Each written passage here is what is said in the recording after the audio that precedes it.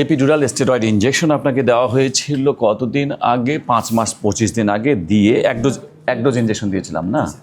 Injection দিয়ে আপনার যে কোমরে ব্যথা ছিল এবং বাম পায়ের দিকে ঝিঝি অবশ ব্যথা জ্বালাপোড়া ছিল, সেটার কতটুকু উপকার হয়েছে?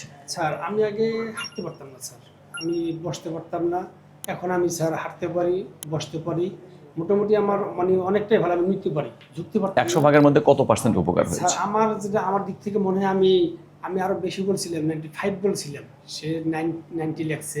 আমি আগের চেয়ে অনেকটা ভালো, শুধু আমার এখন একটু ঝিঝি ব্যথা করে, মানে ঠান্ডা লাগে এই স্যার পায়ের দিকে হাড় আছে স্যার, এখানে এইটা বুঝি একটু ঠান্ডাটা বেশি লাগে।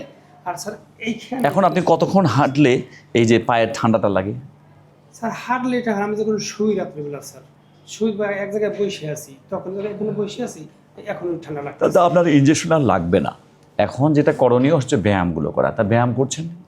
স্যার ব্যায়াম 2 মাস করছি স্যার, তারপরে আর বাদ দিয়ে দিয়েছেন না? তারপর করে নিয়েছি। আচ্ছা ঠিক আছে, আমরা এখন নতুন ব্যায়াম নিয়ে এসেছি, সেই নতুন ব্যায়ামগুলো দেখাবো। আর ওনার দেখলাম আমরা আল্লাহ রহমতে ইনজেকশন দিয়ে 95% উপকার হয়েছে। আগে হাঁটতেই পারতেন না?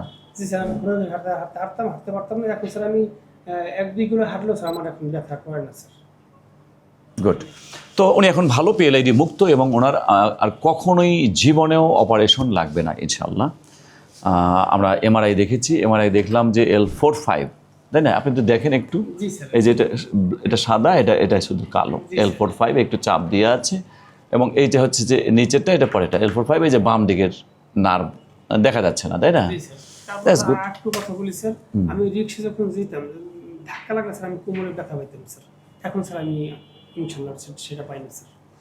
ওকে, তাহলে আপনার ডিসিশন হচ্ছে ব্যায়াম, ফার্দার এক্সারসাইজ অ্যান্ড ফুড হ্যাবিটগুলো একটু পরিবর্তন করতে হয়। আমরা বলেছি যে ধূমপান করলে, এই ধূমপান যদি করে তাহলে ডিস্ক, আপনি তো ধূমপান করেন না, জি স্যার। ধূমপান করলে যে ডিস্ক আরও শুকিয়ে যায়, ডিস্কের চারপাশে রক্ত সরবরাহ কমে যায়।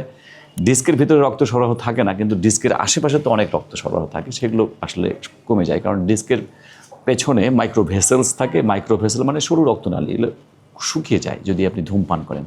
ধূমপানটা বাদ দিতে হবে। এরকম আরও কিছু গাইড আমরা তাকে দেব, দিয়ে কিছু ঔষধ দেব এবং নতুন কিছু এক্সারসাইজ দেব, দিয়ে ওনাকে বিদায় দেব।